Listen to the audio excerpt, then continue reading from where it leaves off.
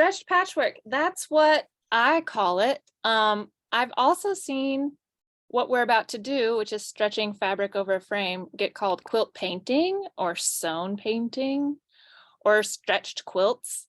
I just feel like there isn't quite a cohesive language to talk about this yet, which I kind of like.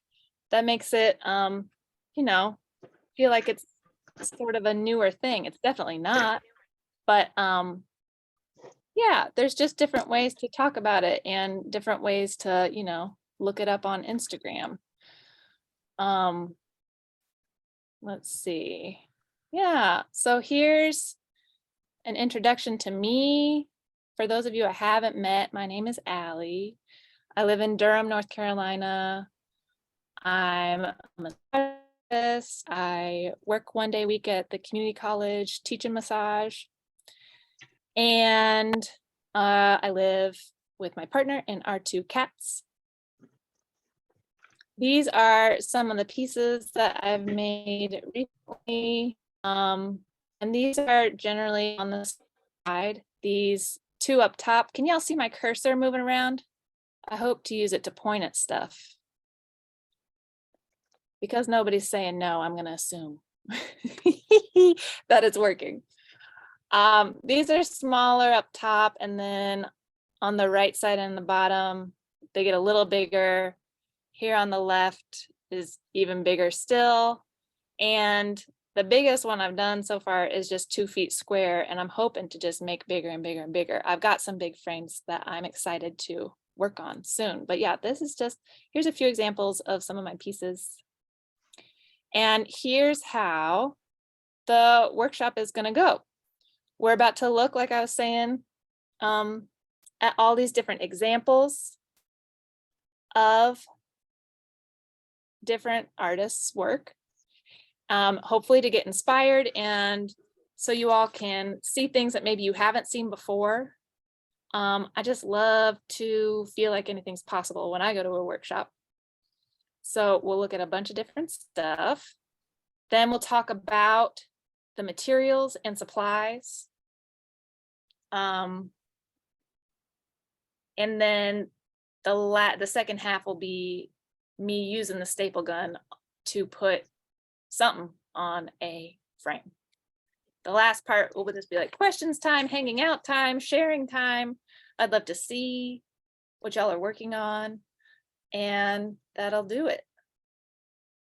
So starting off, I have to start with Victoria. She's how I got excited about stretched patchwork. If you don't know her, she does a pay what you want offering every Saturday. She makes 5 stretched pieces, and then she shows them on Instagram. You tell her which one you like the most. She puts your name in a hat, and if she draws your name, she gets in touch with you, and then you pay whatever price either works for you, or if you want to spend a lot more, you can. If you can't spend a lot, there's no questions asked. It's just a really cool project, and I just love her stuff. I have 3 of her pieces. I think she's amazing, so I had to start with her because she's how I really got into this, and I just love it. Also, I haven't said this yet, but I'll send out an email after this that has everybody's Instagram handle and where you can find them, just so you all know. And so this I love. One of the reasons why I put it in this presentation is this blue line on the left side of this piece is real wavy, and it's sort of an example of the sort of line I like from stretched patchwork. I feel like you get a sort of line that isn't quite a curve with this process, and you don't know that you're necessarily going to get it until you're stretching your piece. It's this quality of line that's sort of shaky and sort of wobbly, and I really love it. I mean, for all I know, this could be very intentional on this artist's part. But this is what it looks like when you stretch patchwork. You get this sort of wobbly line, and I just love it. I love it. Yeah. I love these two. This artist has been getting into more stretched patchwork lately. I really appreciated how these three on the top really felt so strongly like they were made by the same person. And then pow, you get hit with a little drama from this one on the bottom, that log cabin. Just thought that was really sweet. This is an artist who, you see some people sometimes and you're like, dang, I wish I made that. Pretty much everything that this artist Danielle makes, I adore it. So vibrant, so sweet, so playful. It's just really cool. And I think they're usually all around the same size, which is fun to have uniformity in that way. This is cool.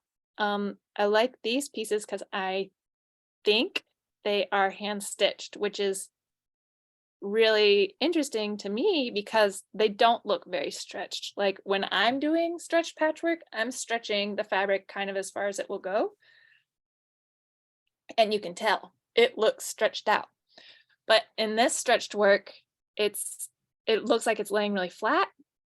And it looks like I can't tell that it's hand stitched. It's not really stretched to its capacity. I like this artist. I feel like something that's always wild among sewers and artists in general is knowing how to price your stuff. And this person, I just really appreciated seeing her prices if you felt like checking her out.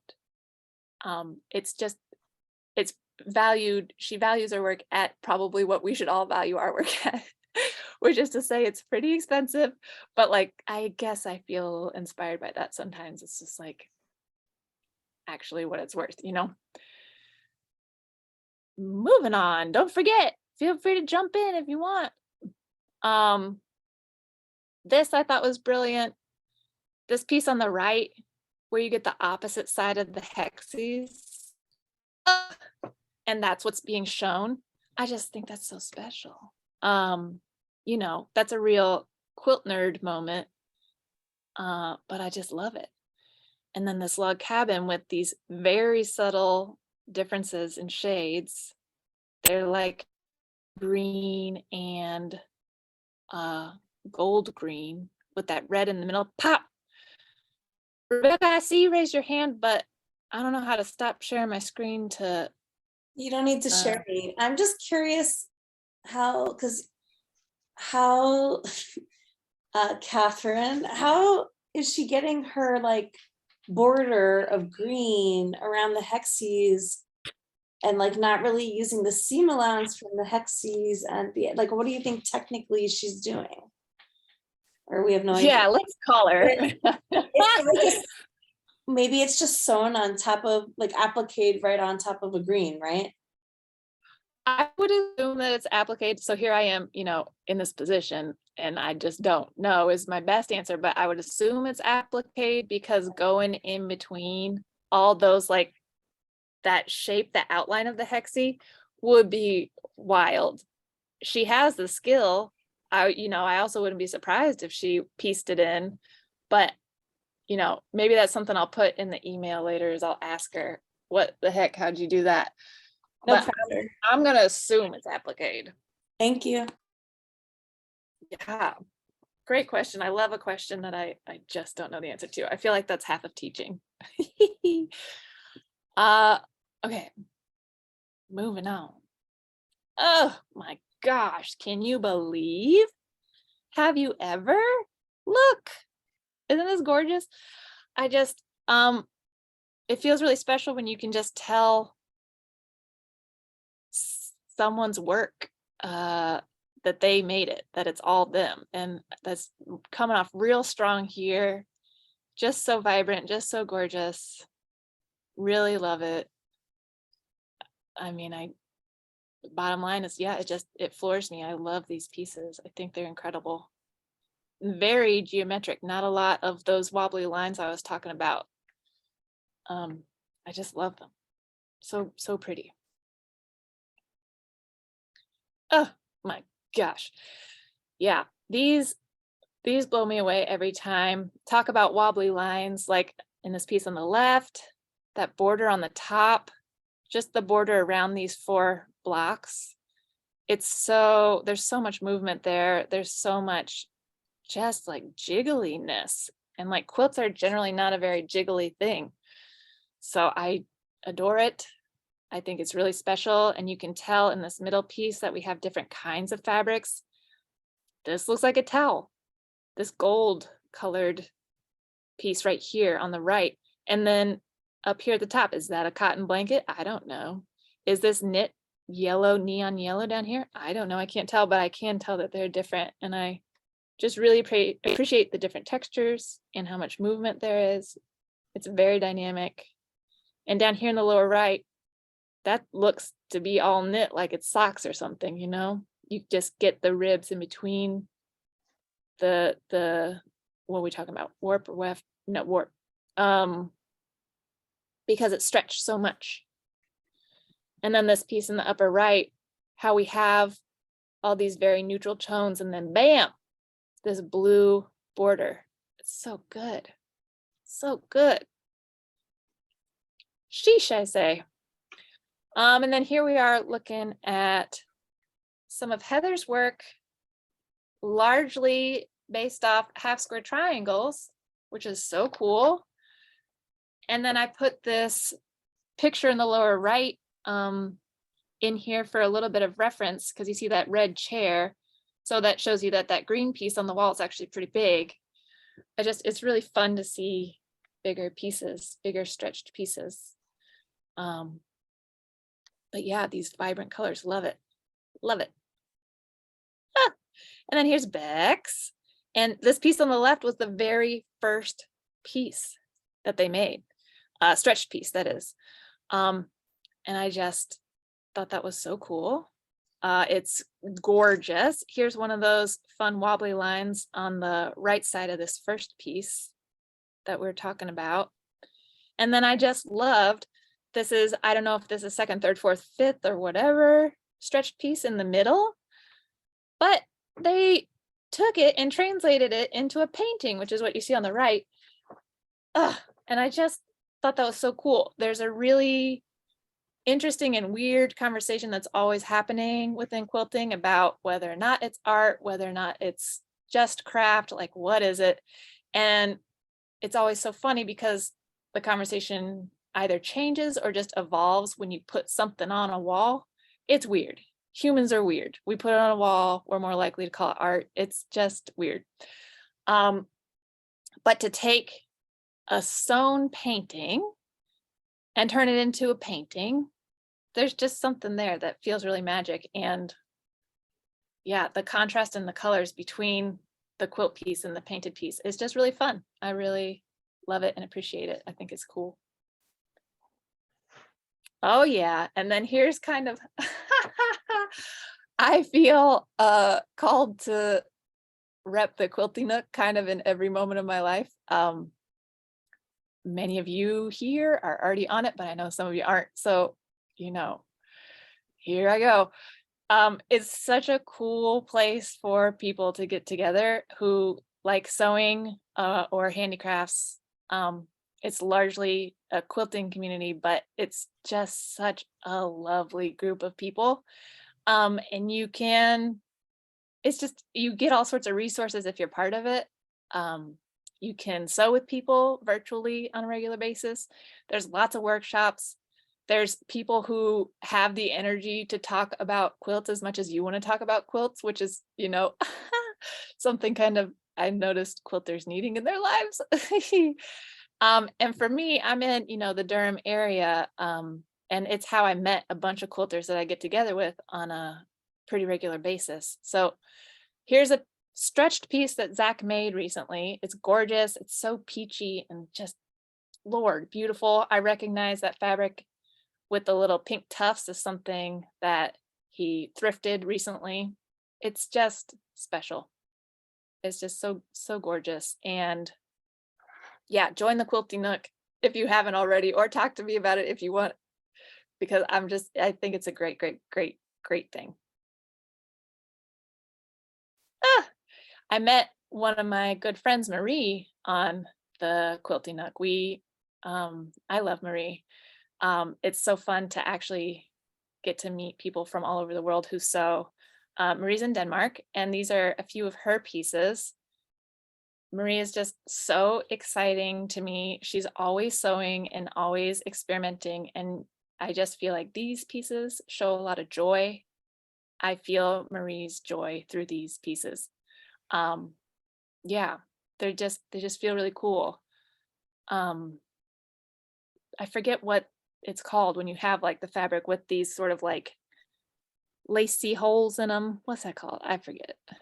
But she's using it in a really interesting way throughout these pieces, and it's just really fun. And this is a log cabin, but it isn't, but it is, really cool. I love Marie. And then here's Amanda. We all love, oh, eyelet. That was eyelet fabric. Thank you. Yes. Yeah. So here's, Amanda's so good. It's so cool to see what she makes. These two pieces on the bottom are more recent pieces that she did, and they're just scrumptious, like delicious. I want to touch that fabric in the lower right, that pink, so bad, and run my hands over all those knots. It looks so good.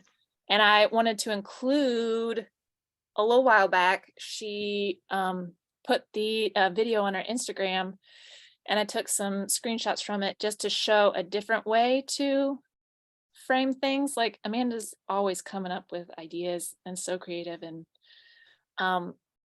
there's something square and flat in here on the upper leftmost picture, and it's sort of like held in place with some washi tape. And then this yellow piece of what looks like felt is just being stitched to the back so that it can go in this wood frame in the third picture and like have a back that's just, plain. Just really cool. Like, what a fun way to do that. I love the versatility of ideas, and I hope that you all go away from this workshop knowing that you can put anything on a frame as long as you can like put a staple gun through it, but also just like you can wrap a quilt around anything you want. Yeah, so that's Amanda. Amanda's so good. And then we got Heidi. And Heidi is, amazing. I'm pretty sure we all know. Oh my gosh, her work is always stunning and always so special.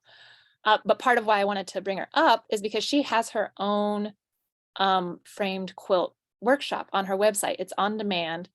And so if this workshop feels like, wow, you just want to, absorb some more, go check out Heidi's workshop through her website. I put the link on there. I'll also put that in the email. But yeah, it's just so cool. What intricate stitches, what incredible like, visual pull. This piece in the middle is big. It's so cool. And she's using like every part of everything. There's fabric you can see through. There's knots. There's so much texture. The interest is just like, my eye is always moving. It's so fun. So definitely check out Heidi's class if you haven't.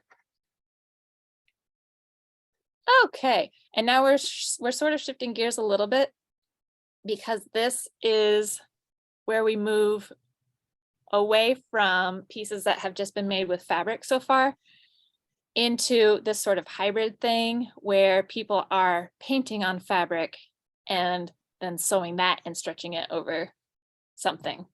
I put this like nice quote from Barbara up here. It's just really cool to see how versatile fabric can be. And how, yeah, you can do anything you set your mind to, truly. And then this, yeah, so there's paint in here, but there's also t-shirts, socks, underwear, corduroy, photo transfers, linen. You can use whatever works for you or whatever you want. Sky's the limit. Here we've got digitally printed canvas, silk, dye, and acrylic paint. It's just really cool. This piece on the left is like, it feels soft.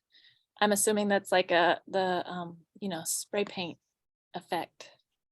It's just really cool. I love it. Love it. And this one I wanted to share, it's acrylic.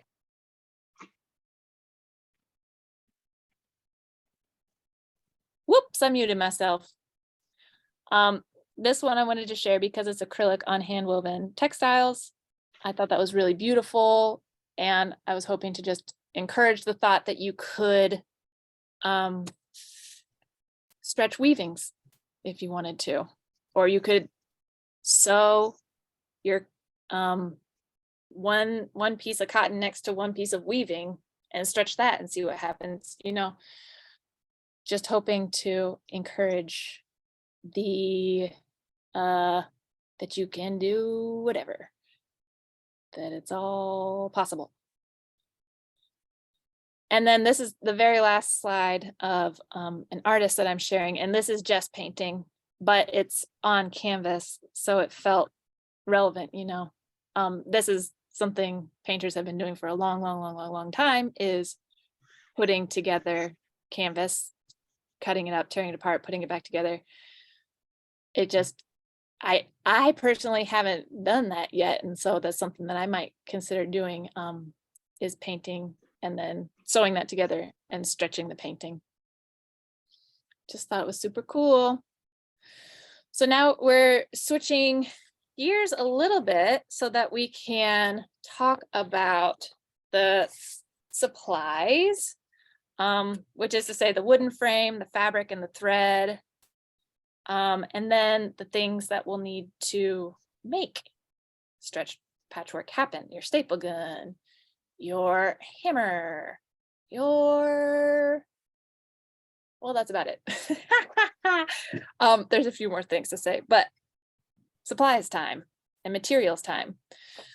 So yeah, there's pros and cons to everything. And just like with any other craft, you'll probably, if you don't already have preferences on these things, you'll grow to have your own preferences. Like there's a canvas here in the lower left, but I have grown to prefer this sort of wooden board or wooden canvas that's in the lower right, because what I find is if I use canvas, sometimes I'll staple over the staples that are already there, and that's fine, no big deal. Except that sometimes when I'm stretching a piece, I'm really stretching my patchwork really hard, and I kind of want the staple to go in and to not have to worry about it. And so I have just grown to prefer over here in the lower right, this wooden thing, this board. But yeah, you can, if you want, choose an empty frame, like in the upper left and upper right. The one in the upper left has rounded corners. The one on the right has these harder edges, these squared edges. It's all up to you and whatever you want to achieve your final effect. I just wanted to offer up some different ways to think about what you could put your stretch patchwork on. I have some wood that I really like. Where do I get my frames that I enjoy the most? It's that one art store online. What's it called? Dick Blick? Blick. Blick. Blick. It's called Dick Blick. Yep. Okay, good. Okay, great. Yeah. Utrecht has them also, just like Dick Blick. Okay, perfect. Great. Yeah. They feel like a pretty standard art supply store thing. There's also going to the hardware store and cutting up a piece of wood, because it's really anything you can put a staple gun into, which is to say wood, you can wrap a quilt on. And then some ideas or things to consider around sewing choices. So I have this picture at the top that's something I made. And you know, when you do hand sewing, it's so fun. It gets so like freaky and zigzaggy, and it's just like pretty gorgeous. And you can see here I was loose with it apparently.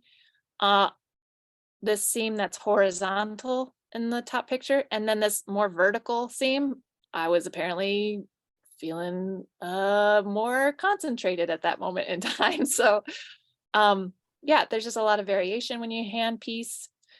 This middle picture I wanted to show you, I used blue thread in this like very pink and warm piece, and you can't tell in the picture, but when I'm looking at the piece in my hands, the seams sort of glow blue. So that's an option if you want. Choose a different thread. And then this bottom picture, I wanted to point out what it's like when you have that's super thin knit fabric. And so it got some holes in it, which I think looks really cool, but I definitely wasn't going for that. So just, you know, use caution if you start playing with your very thin knits. That's an old thin t-shirt. Because I like how it looks, but I definitely wasn't going for that. And then on the right here, this is one that I did that's quilted. And I wanted to show how these corners wrap around because they're bulky. And I wanted to show that you can do it. If you want to just have a piece and it's just quilted all the way through, you can wrap it all the way around and have just like these bulky corners that stick out. Or you can just have the part that's gonna cover the front square be quilted, and then have whatever wraps around be just thin cotton. Fabric choices, different fabrics are gonna behave differently when they're stretched. And so if you're mixing cottons with knits or anything really with knits, just consider where the pieces are. If they're like scattered throughout your piece, it's kind of good to imagine how it might stretch while you're making it, or not. It's also really fun how much unpredictability there is, but just yeah, you never know how something's going to stretch. And then my other note is, because things are being stretched and they're going over something, unless you have an empty frame, if they're see-through at all, they're gonna become a little bit more see-through when they're stretched. And just be careful if you don't want to, like, you really have to clean up your backs if you don't want things to show through. As I mean, I guess that's just like making a quilt too, but just wanted to say it. And so here's the supplies we're looking at: patchwork that extends beyond your frame, and then some sort of wooden frame and a staple gun. That's really all you need. And then for either finishing your piece, or if you don't like it as much as you thought you would and you want to undo it, we need the hammer to hammer down the staples on the back, scissors to cut out any excess fabric if that's what we want, and then the flathead screwdriver and the needle nose pliers are to pry out the staples if you want to change your piece, you're not feeling it. And then here's an example where I changed my mind. This one on the left, it was fully stapled down and I thought it was done. And then I started to see the Millennium Falcon when I looked at it and I couldn't unsee it. And then I was like, well, I don't know. So I went ahead and took all the staples out and redid this, and I really like the piece on the right. So always feel free to change your mind. And then, oh yes, this is just a note. this type of cushion on a chair. This everything we're doing here is the same exact process as reupholstering a chair cushion. So, you know, same exact skills to just take them from one quilt to another chair. Yep. So, you know, maybe you'll change all the chairs in your house like I did. I don't know. Yeah. I have 3 pieces that I made to stretch. This one's all cotton, so I'm sort of expecting it to behave in a kind of uniform way. This one has 1 piece of knit in it, and so I'm sort of expecting it to give me some of that fun wonkiness like we were talking about earlier. And then this one, the neon is all toboggan, like, you know, the thing you wear on your head in the winter. And so everything else is cotton. And so we're going to see if that's like unpredictable and unruly or if it works. I honestly don't know. We're going to find out. But yeah. So I'm going to use this piece of wooden board that I had painted on one point in time. If you have something that you've painted on, be careful to sand the edges because somehow the paint gets really sharp. And it will tear through your fabric, which is such a bummer. So if you end up reusing wooden board that you've painted on, sand down the edges. I'm away from the computer now, so if you think of anything that you want to say or you have any questions, please feel free to just speak up because I can't see raised hands anymore. But I would love to hear what you have to say. Yeah, so to get started, I've looked at my seam side and assessed whether or not anything's gonna show through that I don't want to show through. This piece is all like, this is dark blue, so I'm not worried about it. It doesn't need to get much more cleaned up than that. I'm making sure that my surface is clean because, you know, you can always undo things for sure and like take out any like, I don't know, rocks or whatever that might be around your house. I work on the floor a lot, so there are rocks sometimes. But you know, staples can be kind of annoying to take out, so just make sure you have a clean surface. And then I really start by like practicing the composition and making sure I know that things are going to go where I want them to go. With this one, there's like a lot of play. It could look like this. It could look like this. I could like cut all the green out. If you have this excess fabric to wrap around, which hopefully you do, then you get to sort of decide your composition like as you're making it. So yeah, we're gonna practice, or I'm gonna practice finding the composition that I want. And this one's pretty easy because it's just gonna be centered. I mean, I could play with it some. That's, you know, also pretty cool.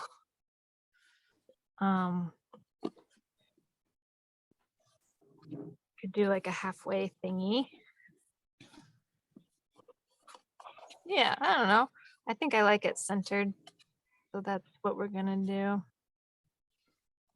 Yep. So I am making sure by pressing sort of around the sides that the piece is where I want it to be. And then I'm asking myself if there's anywhere I want to start. I already know from like having looked at this piece for a while that I'm gonna want to start right on this open seam here and have it be on one of the edges.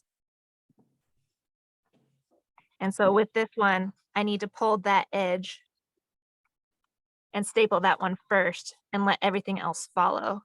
That's just one of the considerations I'm proposing to you. This piece is pretty simple, pretty square, pretty straightforward. I'm gonna get a little wobbliness on these outside edges, and so I need to like ask myself, is there any place where I want wobbly more than more in one place than another place? Do I want sort of like a, what was that, trapezoid, where we get a little dance going on, where it looks more like a diamond than a square? Do I want to stretch it, you know, around the edges a little bit? Ah, it's fun. You can't go wrong. I'm gonna make it stretch a little bit like a diamond. I think that's kind of fun. And it kind of accentuates this middle piece, which is not square. So I'm going to start with this side up here. And what I'm going to do is sort of hold my piece in place as I turn it over. So that happens like, I don't know, it's kind of like flipping a cake to get it out of the cake pan. Yeah.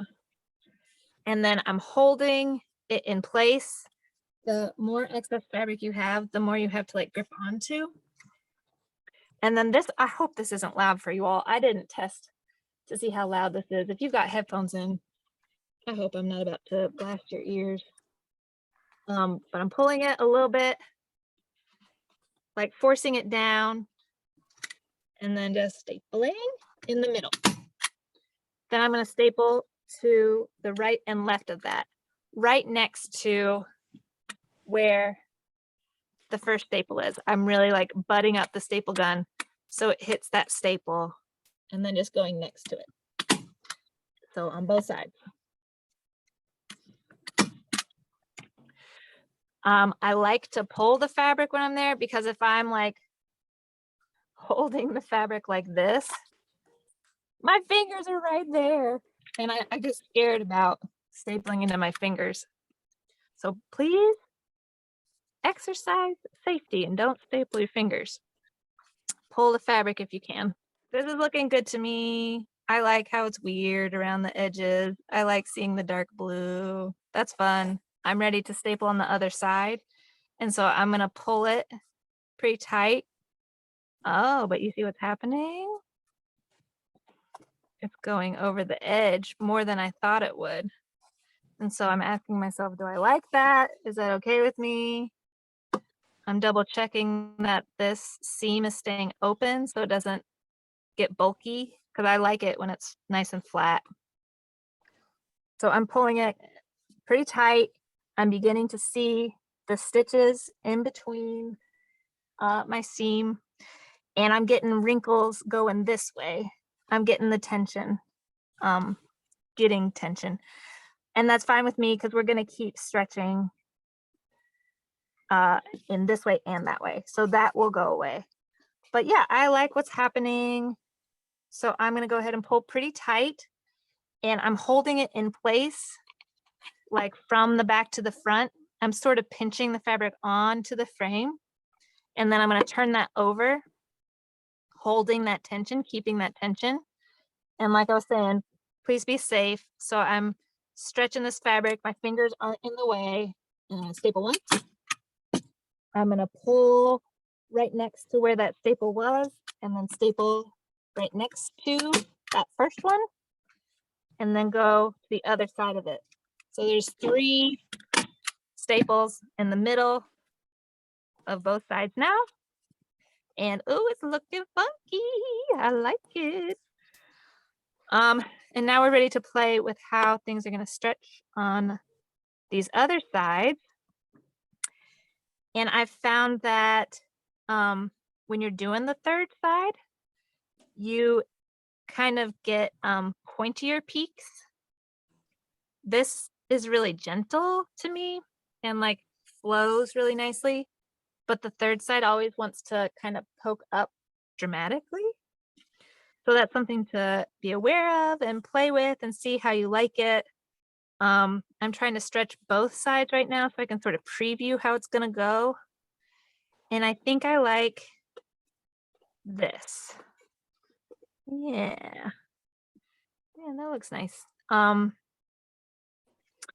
like the stretch closer to the top on this side and then closer to the bottom on this side. Yeah. So because I have this peak here, and that's where the tension is, I'm going to staple at the other side onto the wood, the other side of where this peak is.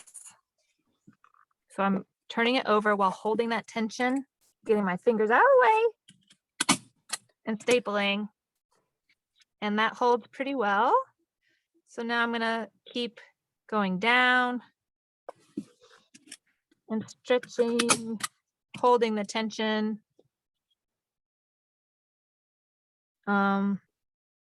Yeah, it's looking good. I like it. It's fun to like what you make, isn't it? Doesn't happen every day, but it feels good when it does happen. Yeah. So I'm sort of losing that one peak that I had there because I'm stretching it so much. So I'm gonna sort of like ease up on stretching it so much, and I won't probably pull it as tight when I finish this side and these staples. So I'm gonna move to the other side now, the last side that I haven't stapled on at all. And I'm going to pull it down at the bottom like I previewed for myself.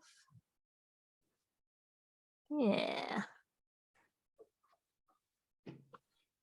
Check to make sure my seam is still open.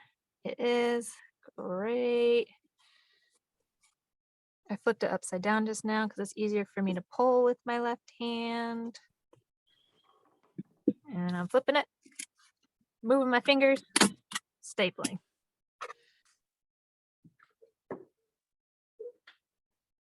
Flipping it. Here's kind of like an unexpected shape. I know I was talking about liking those wobbly lines. I'm not sure I love that one.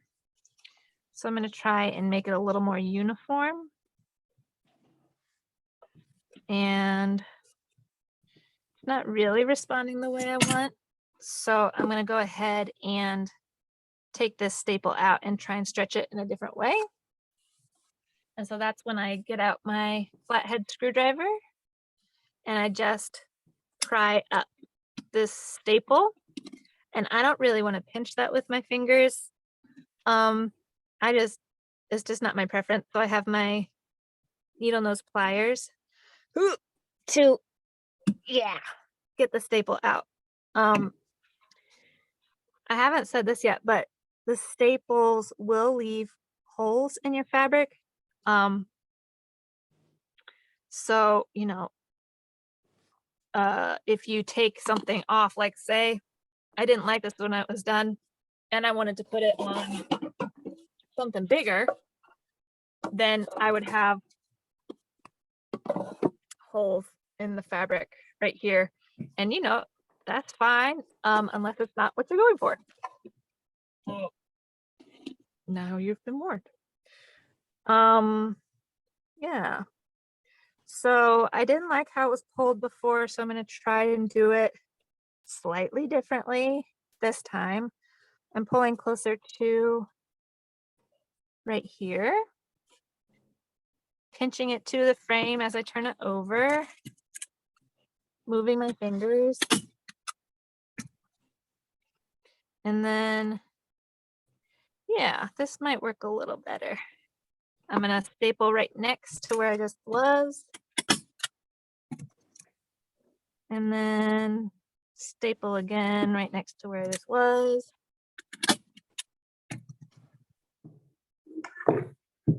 And staple again right next to where I just was.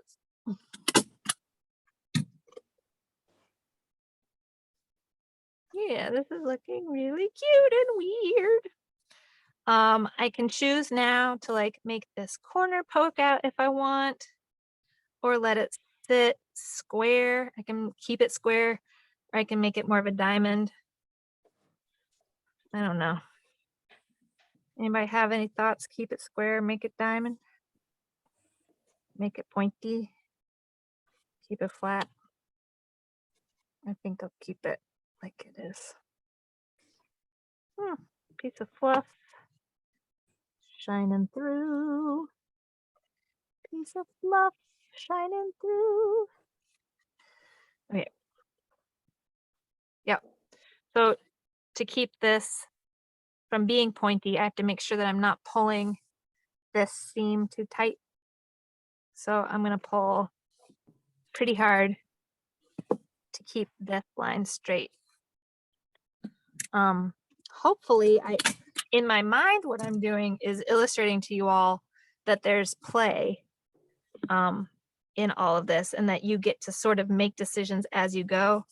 My partner is a potter and taught me some stuff and let me use their studio a little. And this sort of feels like putting something in the kiln. You just don't know what you're going to come out with when you stretch your patchwork. And I love that, especially because there's just so much intention in slow stitching. It happens so slow. It's its own like magical process, but you have enough time to predict how things are going to happen. And then this is sort of like, there's a little magic to it where you just don't know what's going to happen next.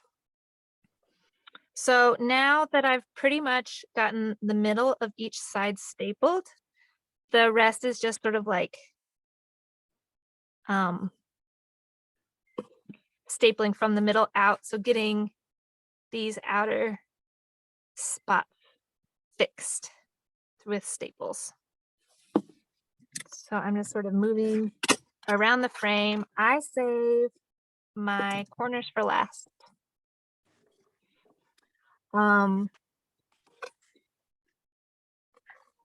It depends on who you are, but you know, you can get some wrinkles that I don't know if you can see. There's just some wrinkling here, and some people like that, some people don't. Depends, I guess, also on what mood you're in. I don't super love these, so I'm going to take the staple out that's right here and re-stretch this spot in hopes that I can make it a little flatter. That being said,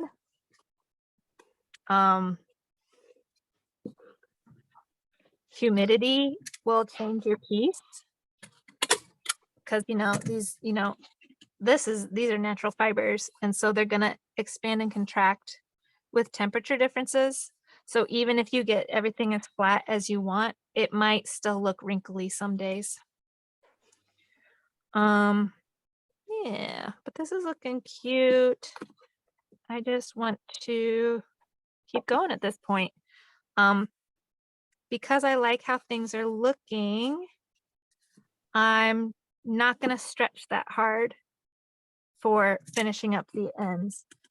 And as I'm finishing up the ends, I get like a staple length away from the end. I'm not going all the way to the end yet because corners is kind of one of the trickier last steps.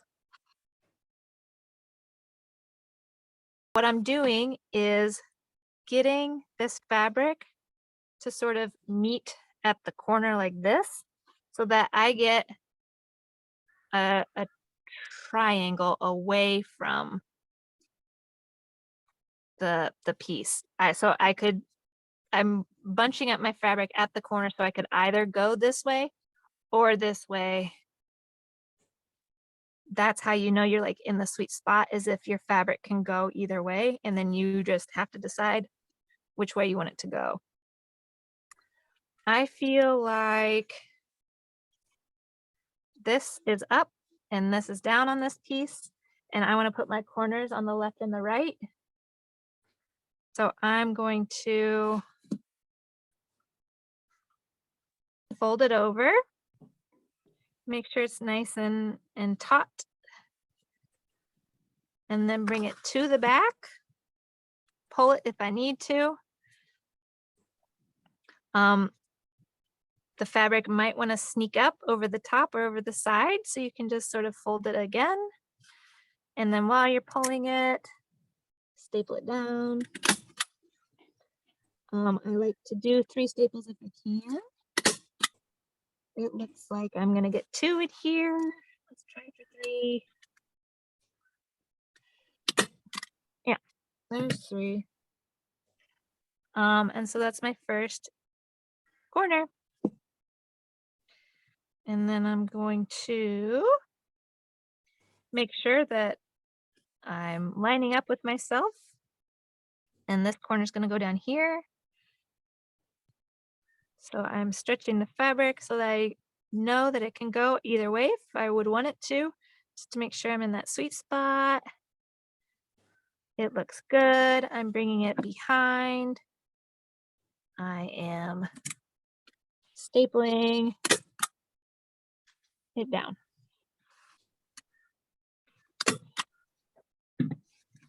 And then I'm seeing where I put the first corners and going to the opposite side of that,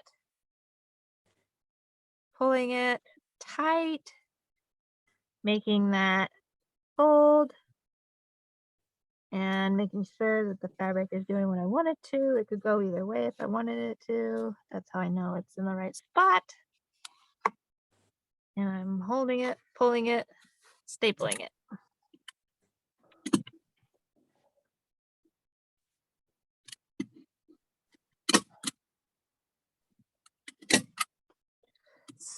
Something you want to be careful of is to not get too close to the edge, because you can go through the frame and stick out into the center of your piece, which then you could cut yourself when you're picking it up, or you could go out the outside of it, which will put a hole in your piece.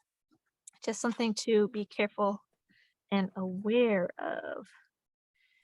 Here's my last corner. I've got a seam in there, so it's going to be a little bit bulkier, but I like it. That's fine. And I'm pulling and I'm stapling.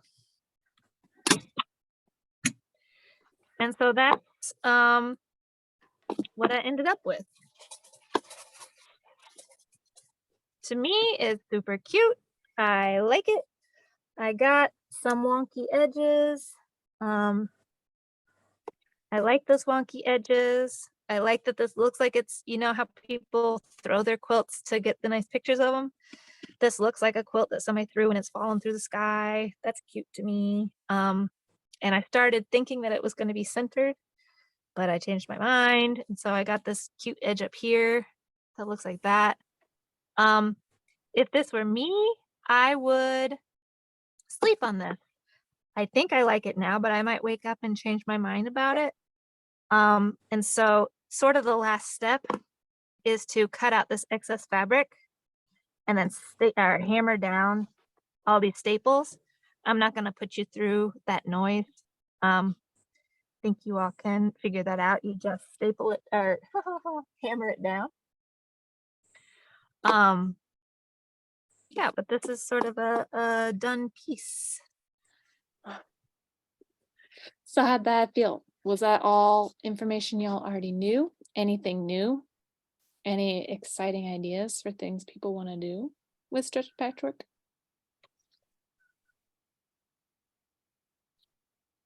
Anybody want to tell me about it? I like the idea of the curved lines. You know that, yes, you can sew patches together in, you know, like curved or odd lines, but you can also stretch them into it. And I didn't really think about that before. Yes. Yeah. There's so much play in it. It's gonna be different every time you do it. Or yeah, you go in, it's so fun to go in thinking you know what's gonna happen and it comes out a different way. Or just rotating it slightly on the panel creates a new thing. Or like shifting, like you did that with both of those. And you know, putting the patchwork together, the quilting is just one piece. then how it gets on the frame is yet another step in creating a new thing. So that for me, that was an insight. Those were insights. Isn't that so fun? I know, I love it. I love it. You get to like choose your composition. Yeah, in a different way. So fun and unexpected. Yeah. I love that. I love that about textiles. They're Yeah. so movable. Yeah. Something that I enjoyed when you were showing one of the quilts, and it had kind of furry fabric, or a different texture than the rest of the fabric. It Yes. think about using, like, this is raffia. It's Kuba cloth. I'm sorry, it's Kuba cloth made from raffia. It's made in the Congo, and they take, like, that's the back. Yes. But it made me think about cutting this up and adding, these little furry pieces in a piece. So I like the idea of doing more than with cotton. I use metallics, sometimes with stuff, but the furry that was an aha moment. I love that. Because Yeah. if for you, or I don't know, are you a quilter? Yes. I assume so. Yeah. And I'm a so, fiber artist who quilts, so I quilt. okay. I come from that direction as opposed to traditional quilter. I love that. Yeah, there's something about, you can make a tiny quilt, and because you're not going to use that, maybe more people are more likely to put lots of different fabrics in that. But then there's just something about these pieces where you put them on the wall where it's just like, yeah, anything goes. It's so cool. So you're going to use that in a stretched piece, you think? Yeah. Yes, I'm going to use it in a stretch piece. I really want to do more stretch pieces. I just do. I Yeah. enjoy. It's funny. Once you start, you can't stop. It's one of those. Or whatever the Pringles thing is. Yeah, once you pop, you can't stop.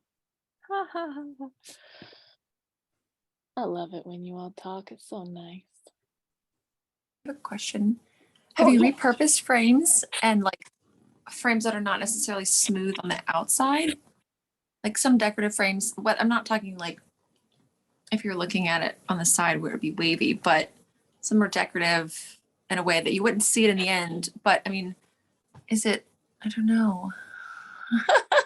It honestly has just never occurred to me, but now I want to do it so bad. I want to find one of those bumpy old ornate frames and just make something weird. Yeah. Yeah, that sounds fun. I want to try that. I see lots of weird frames with very interesting whatever is inside of them at estate sales. And the frames are always incredible. Sometimes they're in bad condition, but I think they're still really sturdy. Yeah, I want to. would- That would be really cool with a knit over top of it, those kind of things. Yeah, yeah. The way that, because you could, I think, make the bumpies, yeah, just part of it Yeah. if it was knit on the outside, and that would be fantastic and exciting. I mean, one of your inspiration, I don't remember if I marked on whose it was, but one of the inspiration photos, they quilted or knotted on it. Do you typically end up ever having like a batting or like a backing at all with your stretch canvases? I mean, that would change the stretchiness, but Yeah, I love it. And so then it's pretty stable, and so it doesn't end up stretching that much, but you get the puffiness and you get Mhm. that like hand, you can tell it's made by hand quality, which is always delicious. So yeah, absolutely. And there's lots and lots of examples from the people in the slideshow that do that, and it's gorgeous, gorgeous. Allie, have you ever done it with really sheer fabric? Yeah, and it's fun. Something that I'm hoping to play with is like taking really, I just happen to have some tool right here, taking really sheer fabrics that like play with the light, and then doing the thing that I was talking about at the end of the slideshow, where I paint something. I want to paint on fabric, cut that up, sew it together, and then put different patchwork tulle over that. I just think that'd be so fun, and Yeah. stretch it over a frame. So that's All on my right. to-do list. Yeah, I was just thinking about that because I have like a whole bunch of Swiss dot fabric and also organza. Go for it. And Get well, I want to see the seams behind it. Yes. I want to see that. I love what you've been making lately. I want to see you Thank get wild. you. I gotta Yes. leave this meeting. You say what?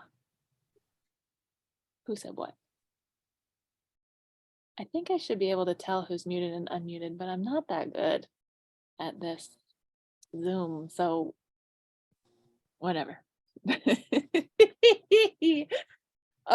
Cool.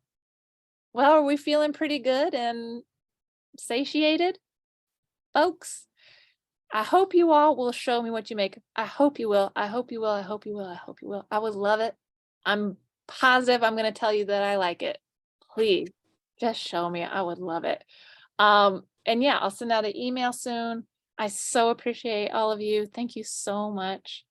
This has been a joy and a treat. Thanks, Emma. And yeah, please reach out, keep in touch. I want to see everything. Thank you, Lauren. Yes, thank you. I'm stoked too. Oh, yes, this is the part where I get showered and thank you. Yes, yes, yes, yes. Thank you, Allie. Yes, thanks to all of you. Please take care. See you around. Thank you. Bye. Bye. So